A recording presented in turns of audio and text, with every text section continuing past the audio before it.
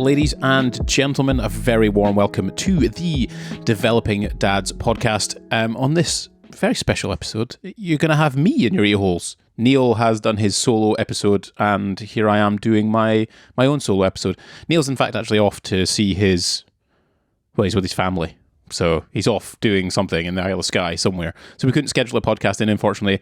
I was too busy. Neil was too busy. So we decided, why not? Why don't I do my solo podcast? Because Neil's been brave enough and done his. I'm not going to lie. I do feel a little bit naked. Sat here just recording a podcast on my own, talking to a camera. But I feel like I've done that before because I've gone through like the whole vlogging thing in the past. I've created, about 500 videos on the internet of me just talking to a empty subject thing in front of me. But I guess I'm appreciating that when I do a podcast, I do it every time with Neil, and it feels really good because we get to have a conversation. There's backwards and forwards. There's kind of reactions to certain things, and yes, it's generally really, really nice. So this will be an interesting test to see how I get on and whether or not it's entertaining or not. So yeah, if you do want to watch this on YouTube, the video will be uploaded, so you can say hello in there. We also have our Instagram page, Developing Dads, where Neil basically never updates it. So I don't really see the point in actually checking it out. But if you do, by all means, maybe Neil actually one day will post on there. Anyway, we do have my solo podcast. I wanted to actually capture... I've written down actually the title as favourite moments of becoming a first-time dad. But then, at the same time, it's probably more moments, because some of them they're not so favourite, if you will, or that fun. But there were kind of moments, certainly, that I didn't necessarily envisage or see coming, but they did. And I kind of just want to discuss my feelings about them and how things kind of unfolded and how they went on. And I don't know, maybe if you're becoming a first-time dad or a first-time parent for that matter, there's some things that you might go through in the feelings that I've experienced were perhaps something that you might go through, and it probably might help. Who knows?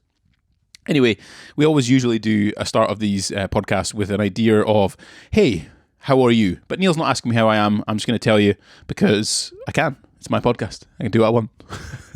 But this week's been good. It's been busy. Just kind of having to form production pipelines for certain edits and stuff to get involved with it, and writing videos and contributing on that front, presenting at a couple of things, and then also filming for someone. There's a guy called Cliff Weitzman that I film for. He has an app called Speechify. So I was filming one of his talking events in London, which is actually kind of interesting because it was at the Westminster University, I think it was. And it was really, really nice.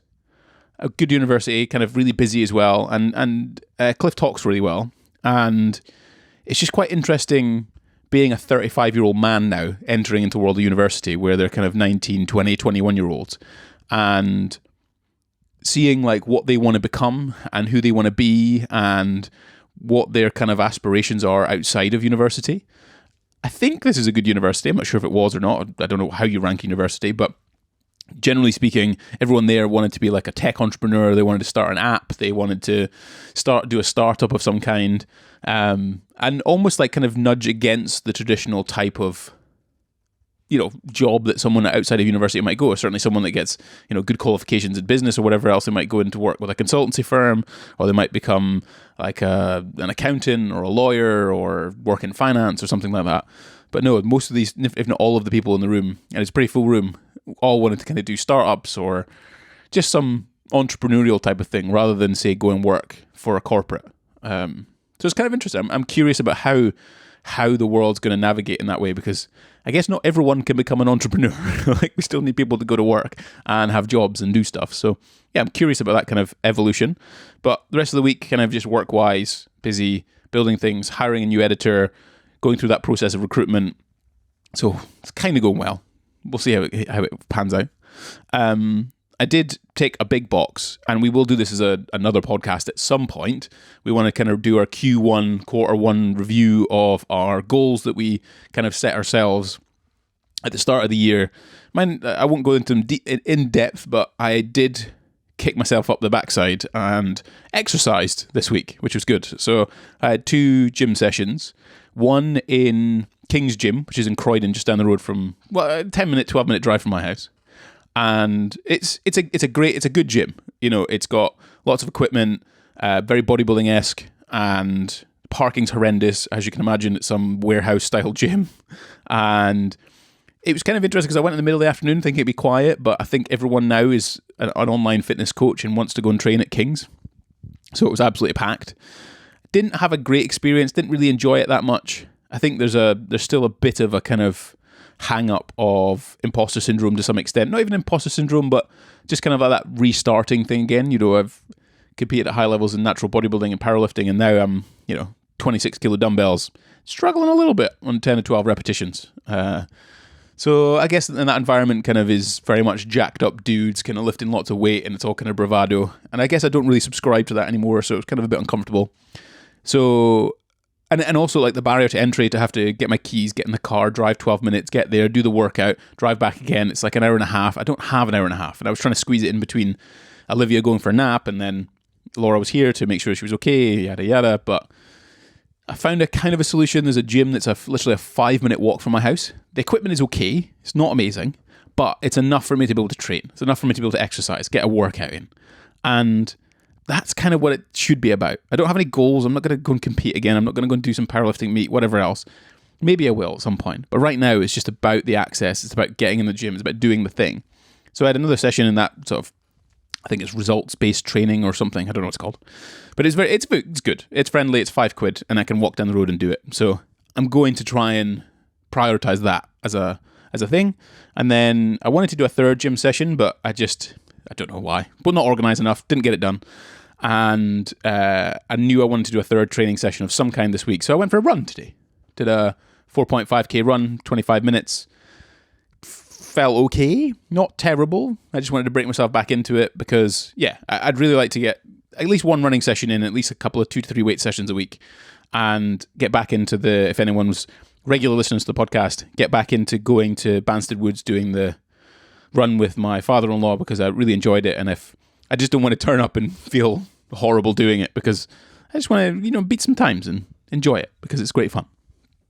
Anyway, that has been my week. It's been a good week. Also my wedding anniversary. So I've been married for 4 years now. We went to a restaurant called Luca, which just won its 1 Michelin star, I think, before Laura booked it. It's like an Italian place. It's in Farringdon. It's very, very nice. Food is fantastic. Very, very tasty. But it was expensive. It was like over £300. And it's kind of like that balance of it was nice, but probably not worth that one. We've been to some really nice restaurants, and they have been quite expensive, but this one I wouldn't say was worth the money, because we've been to ones that are less money and nicer. So anyway, that was good. Our wedding anniversary, 4 years, feels good. I don't have any major things about that. I mean, maybe at 5 years we'll do a podcast about what Gordon's learned about 5 years of marriage. But anyway, to the actual podcast section, I want to talk about sort of my favourite moments, or certainly moments as a dad.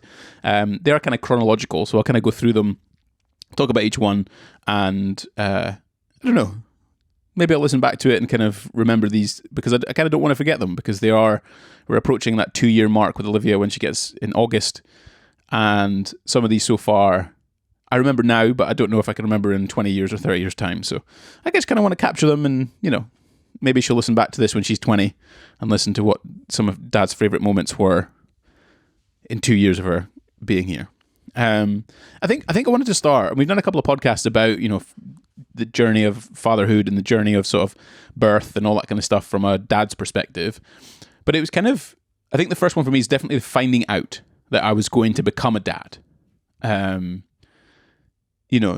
was kind of an interesting one because Laura was actually a bit weird, actually. It transpired that she'd taken a test, and because we decided we wanted to try, and she'd taken a test, and she knew she was pregnant, and she was kind of trying to hold it off because she wanted to surprise me, because she feels like I'm really good at doing surprises and she's not, and she just wanted to kind of do this as a really cool surprise. And in effect, it was just before Christmas, and she basically, filmed us setting up the tree. By the way, you can go my Gordon Greenhorn Instagram page, and you'll see my little baby thing Instagram video that I made. But she filmed us setting up the tree, and then at the end of setting up the tree, she gave me a Apple Pencil box, and I was like, "What are you doing? Like, we weren't going to buy each other presents that Christmas, it was kind of all a bit funny." And she ended up giving me the box, and I opened it, And there it was, pregnancy test, with a big fat line through it saying pregnant. And I don't know, it was kind of like I knew it was coming because, well, I can't say I knew it was coming, that's not fair, but I kind of felt like it was something that I was hoping for, and we were, sounds very clinical, but working towards. And I was just very, very excited about it, or excited about the prospect of it. But then the prospect actually happens. You know, your potential is only measured by success. And here we were, you know, pregnant. And it was a lovely private little moment between the two of us. And I definitely cried, that's for sure. And we hugged each other a lot. And I looked at it a lot, and I was in shock, and I was like, oh my word, what's this going to be like? And it kind of, you go through those moments of like absolute incredible happiness, but at the same time, this kind of underpinning fear of like, oh my word, what's life going to be like now? We actually did the thing. We managed to, you know, get pregnant, and now we're going to go on this journey together for the first time. So that was definitely like a favorite moment of like that, finding out that you were going to become a dad. And the prospects of change and the happiness and the fear that all comes with that. And yeah, just to do it. I think one of the funny things about that actually was that I didn't know what to do.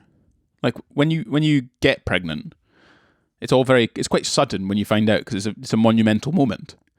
But in the eyes of like the NHS or a doctor or nurses or whatever else, it's pretty casual. Happens every day. Babies are born. People find out they're pregnant. So we were kind of like, do we phone 111, which is the like 24-hour non-emergency based NHS thing, or do we go to the doctor, or do we go to the emergency room? Like, what the heck do we do? And I remember just saying, why don't we just phone 111, because I don't know what to do. We did, and the guy said, look, I've never actually talked to anyone who's got pregnant. Normally they just go and see their GP. So yeah, we just kind of did that, and it was kind of a bit of a funny moment, I guess. This isn't, I wouldn't say this is a favourite moment. The next one, it's kind of just a moment that I guess I'll remember, because it was a time at which I think the things that I can't control started to worry me. So normally I try and take this like approach of, hey, if I can't control it, maybe I shouldn't worry about it. Maybe I should just let those things happen, and what can I do?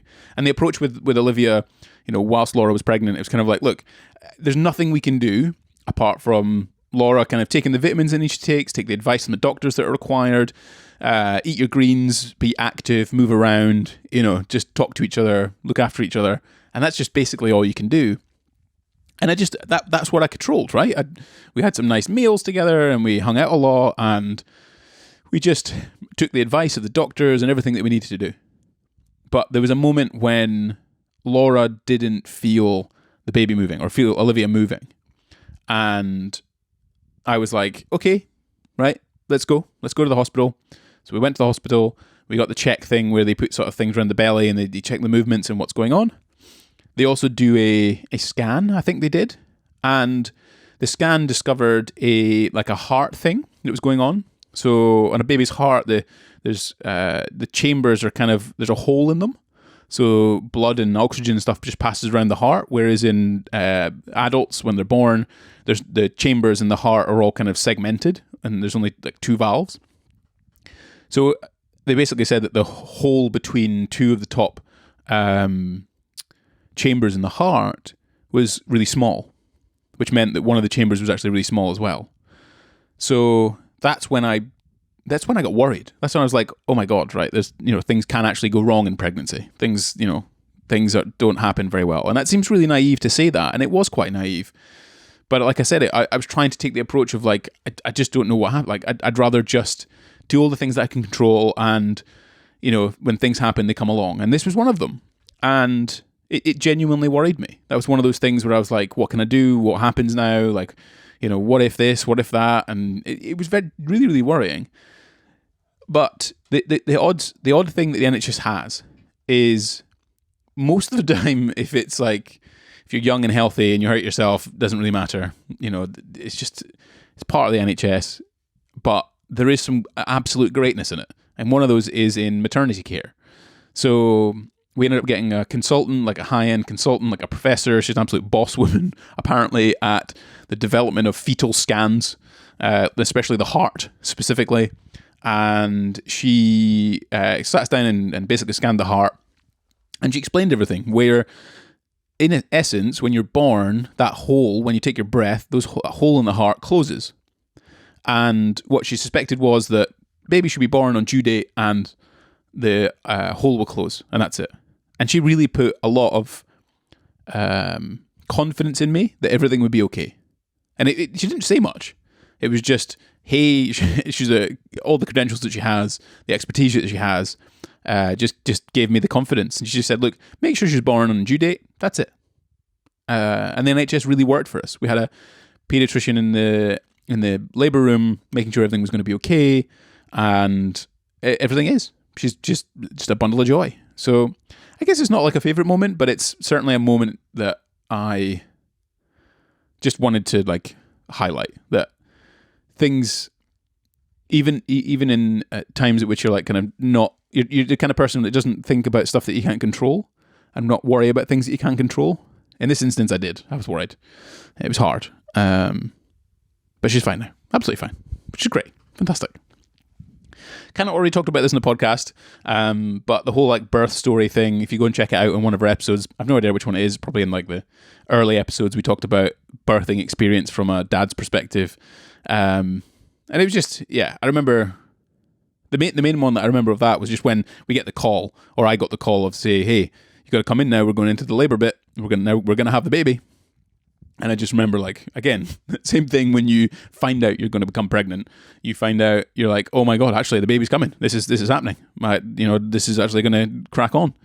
And also I think at the initial moment when I walked through the doors of the labour room that we were in, I think I instantly recognized my role at that moment of what I was going to be doing there and then.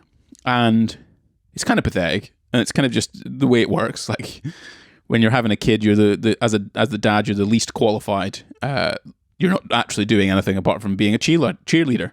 You're the support person. You're the one that basically holds the hand, dabs the brow, hands over the Lucozade, and just adds comfort to the quite clinical thing that is giving birth. And when I walked through the doors of that labour room, Laura she was very upset because it's not the dream that she wanted. They're not comfortable rooms. They're very clinical. They're very cold. And it was late at night. It was like 11 o'clock. She'd been in the hospital for like 2 or 3 days. And immediately my, like, I don't know, protection instinct just kind of jumped straight to the forefront. And I was like, look, right, big hugs, big kisses, calm everything down, really support Laura, make sure she's comfortable, make sure we've got everything, tell her that I've got all the bags and all the stuff, so that we just make sure that the environment is going to be comfortable for her. And that's basically just what happened for the entirety of the birth process. It was just that feeling of, I've got to be there, got to be strong, got to make sure that I do the right thing, say the right stuff, comfort Laura, get her whatever she needs, and just be that man. Just step up and be like, look, there's nothing else I can do here. I'm not the medical professional. I'm also not the one giving birth, but I can be there to really comfort her, hold her hand, get her anything she needs, talk to her, do all those kind of things. So yeah, that was again not necessarily a favorite moment, but certainly a moment that I remember entering into that, where I was like, look, this is it. This is the adult man thing. I've got to turn up and just be everything.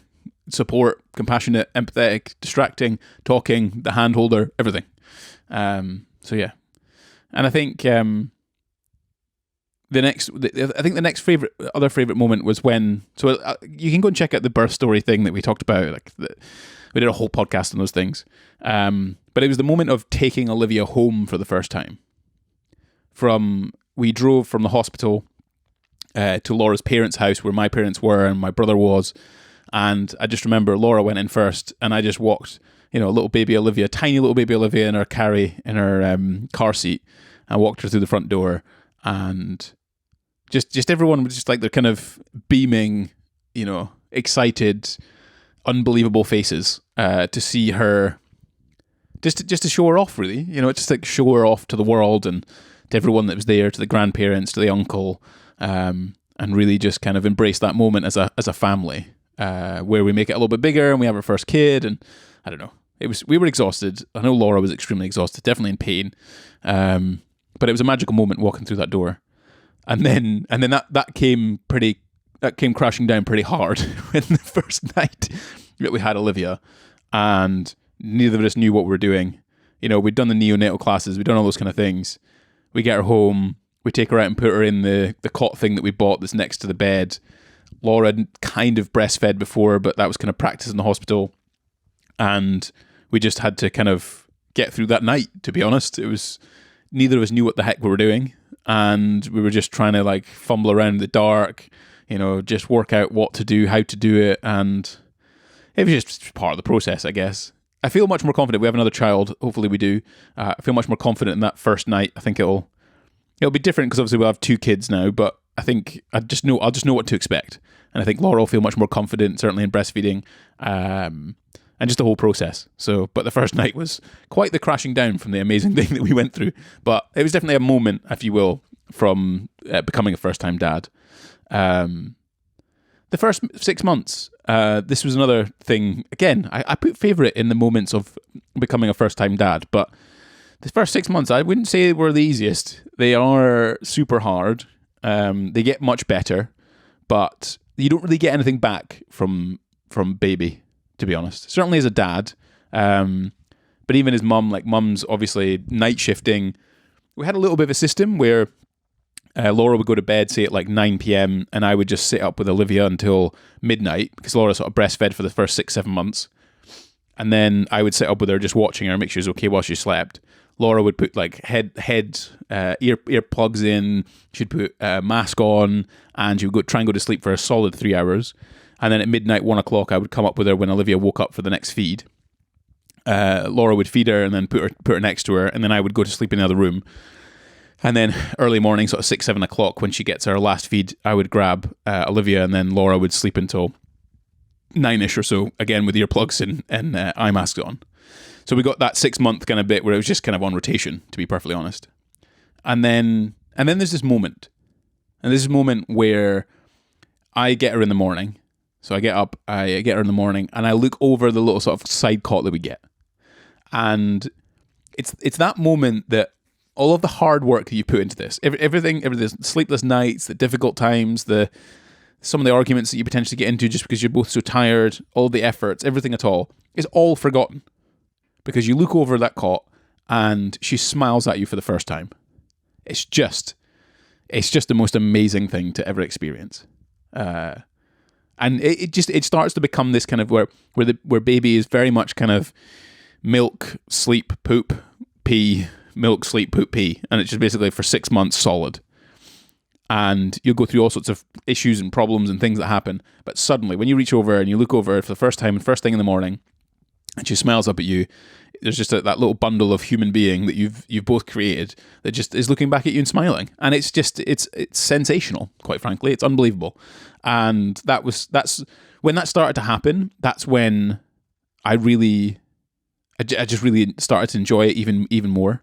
The moment of finding out becoming a dad, of when she was born, bringing her home. But then the 6 months is really hard. So lots of adjustment, lots of tough times, lots of hard work from Laura, huge amounts of work from Laura.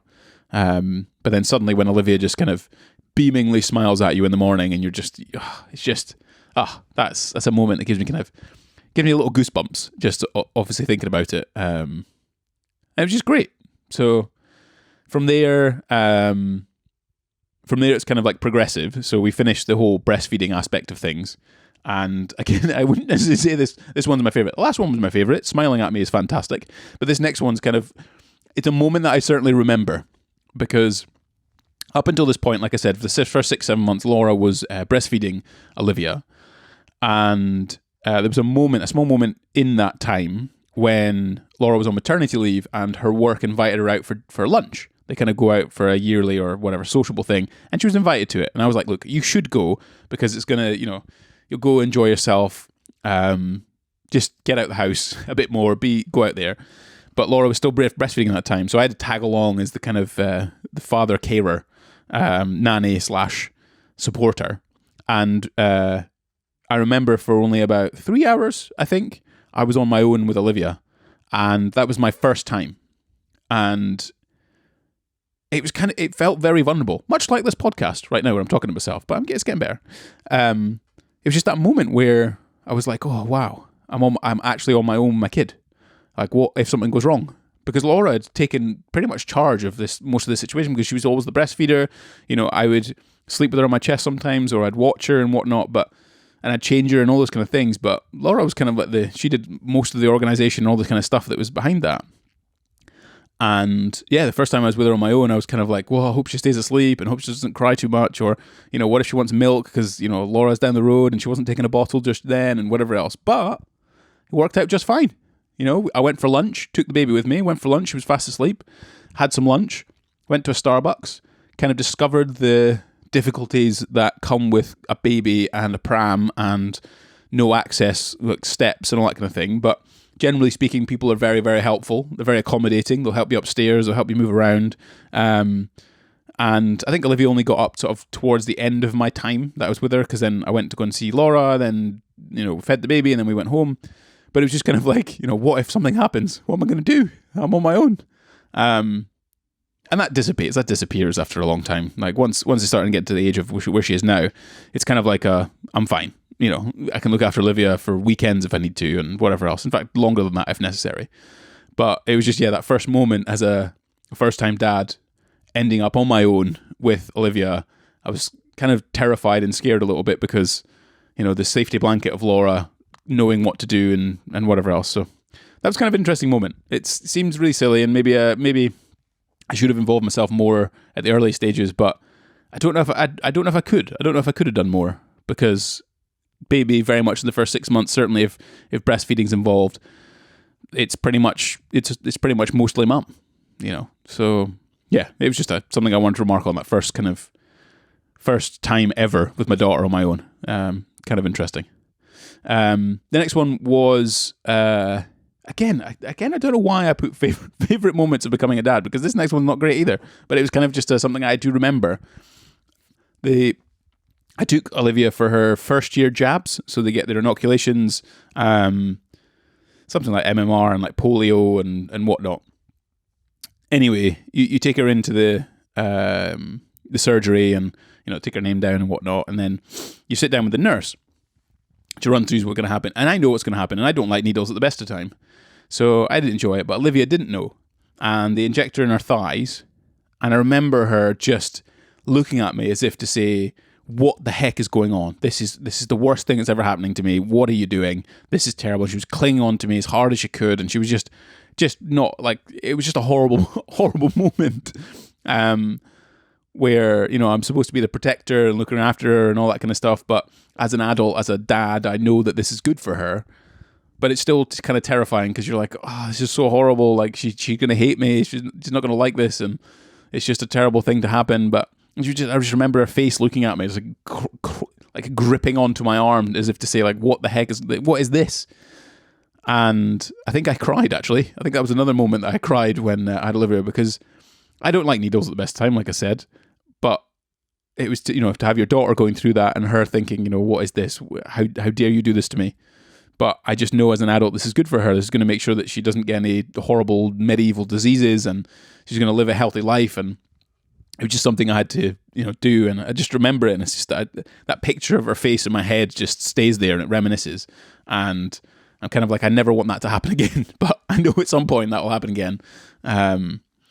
Just because, as a dad, you just got to, or as parents, you've got to make good decisions for your kids, right? And sometimes they're not, in that moment, the nicest thing for them, but ultimately, it's going to help support them for the rest of their life. So, yeah, I just remember those first time jabs, and it was just that was an odd moment, because I do feel a deep sense of empathy and understanding at times, and feelings, and cry at stuff and whatnot. But it's just, there's something about your own flesh and blood and your first daughter.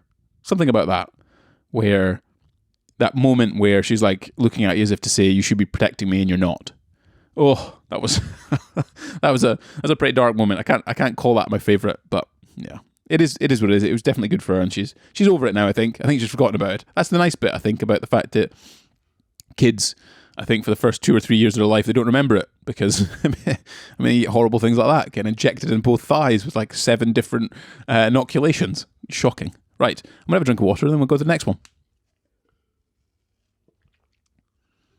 First steps. This is definitely one of my favourite moments of becoming a dad. And I am curious about whether or not she took her first steps without me being there, because maybe I was at work and it was maybe another other point. But Laura definitely played the "this has never happened before" card, which I absolutely appreciate, but I suspect she'd already taken some steps before then. But we were kind of sat opposite each other on the sofa, and we kind of like over a few weeks, she'd been kind of like tutoring towards the sofa or across it and that kind of thing. Like she was getting to this point, and I think it was like a Sunday afternoon or a Sunday morning where we sat opposite each other. It's kind of one of those lovely moments where you're just trying something out, and I kind of propped her up, and she just walked toward Laura with just a big smiley face, big hands out, kind of doing the funny thing with her hands, and that was her first steps. And we both just sat there, and it was a really, really happy moment. I don't know why like the accomplishment of walking is such an achievement, but it just feels like she's developing, I guess. And that's one of the biggest worries I had. Or again, the uncontrollable stuff, I can't really do much about it, but you still think about it, where you just hope your kid turns out to be all right, healthy, happy, whatever that means. And part of it is, walking.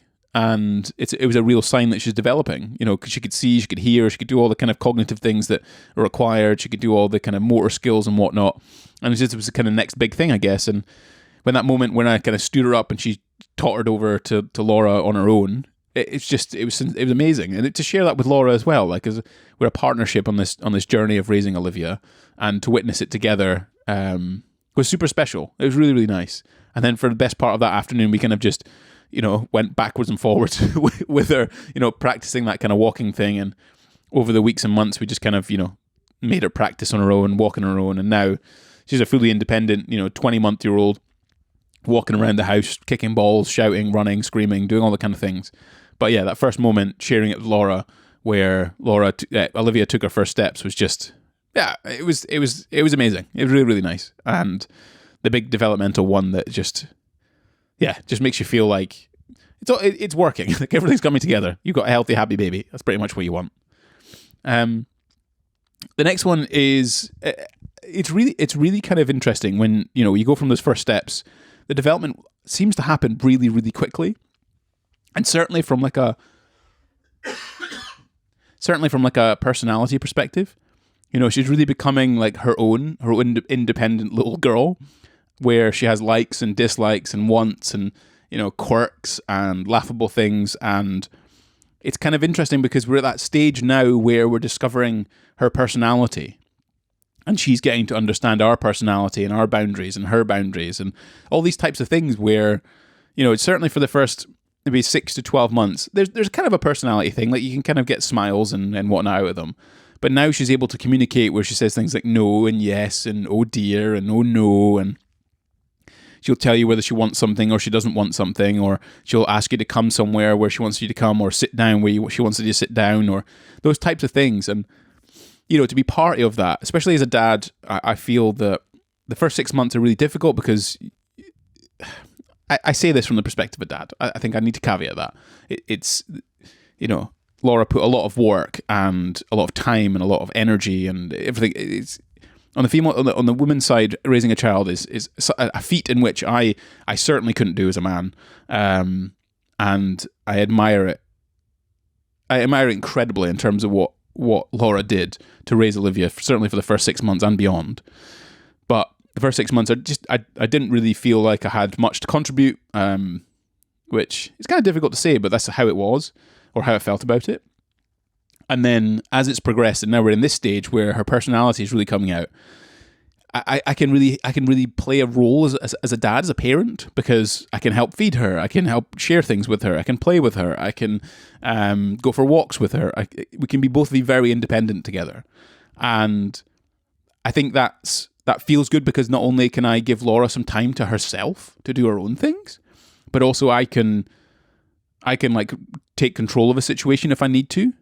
I can look after Olivia. Laura can go away, and I can do all the things with her, and that feels really good. And then just getting to know her personality, likes and dislikes. It's like having a best friend, right? You want to do great things with them, play with them, have fun with them, and you just become best friends, right? And you build that relationship. And right now, she's in that kind of personality independence phase, and I'd love it as a dad. I absolutely love it. I think it's amazing. It's great fun. Last but not least, I think one of the things about parenting that I've kind of evolved with is the whole kind of, do I take a stance of this? This is how. Excuse me, I'll have a glass of water with a juice. One of the stances I thought I would take would be kind of like a, some level of disciplinary parent, where I would take hard lines on certain things and make sure that she knows who's boss. Which, as I've kind of evolved and I guess matured in this process of becoming a parent, the moment of realizing that ultimately like giving in, like for example, the structure of an evening meal. If she wants a yogurt in the middle of eating her savory dinner, is that a problem? No, it's not a problem. Like, why do we have this archaic kind of rule of you must eat this before you eat that? Because each time I've just given her a bit of a yogurt, she'll continue to eat the other thing after it. It's not a big deal. So I used to take a hard line on it, and I was like, absolutely not. And then it would just be battles that I just end up winning, because to some extent Laura would get involved and be like, no, you can't. We just have to give in sometimes and do these kind of things. But I was like, no, she needs to learn. She needs to do this kind of thing. And I guess the moment of realizing that ultimately it doesn't really matter. It doesn't. And having a healthy relationship with Olivia, where to some extent she understands some boundaries and she has to be told what to do. So if we have to leave or go somewhere or do something, that's not her choice. I am making those decisions for her. But when it comes to like reading books 20 times over, when it comes to eating certain foods in certain orders, when it comes to playing with certain things and doing it a certain way, it's just not necessary to have a hardline thought on it. For example, at the moment we're going through a bath thing where she won't sit down in the bath. And I remember at one point I was kind of getting very frustrated about it, and I tried to be cooperative, and then I just sat her down and she kind of got very upset about it and whatever else. But we've managed to coax her back into the bath, and she now just stands in it. And at this stage, if she stands in the bath or sits in the bath, who cares? Why does it matter? One day, she'll sit down and she'll be perfectly fine, and it makes our life a bit easier to wash her and wash her hair and that kind of thing. And it's probably a bit safer, and she'll probably enjoy it a bit more. But for now, she wants to stand up in the bath. She don't want to sit down in it. So I'm just running with it. And that's a lot of the fatherhood things that I've discovered over these kind of moments and this time with Olivia has been that kind of case where at the end of the day, sometimes it just doesn't work out how you maybe think it should or how you hope it would. It's just going to happen. And sometimes you might get it right in the sense of you have to take a hard line and make sure they learn a lesson. But at times it's just going to be a case of you just got to go with it. She washes standing up in the bath. Washes her hair standing up in the bath. She likes yogurt in the middle of her cheese toastie.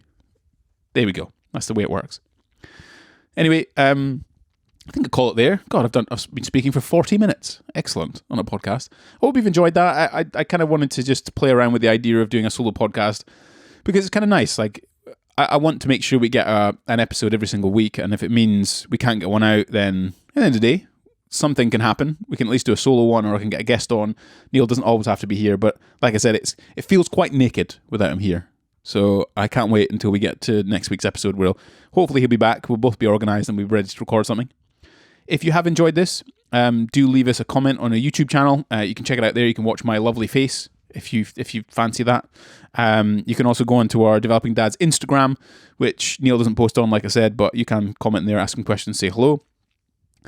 Neil also typed tell us about Developing Dads podcast into ChatGPT, the AI thing that we talked about in our last episode, and it was scarily correct. So who knows where AI is going to take us. But either way, for now, thanks very much for listening, and we shall see you or hear from me in the next episode. Cheers.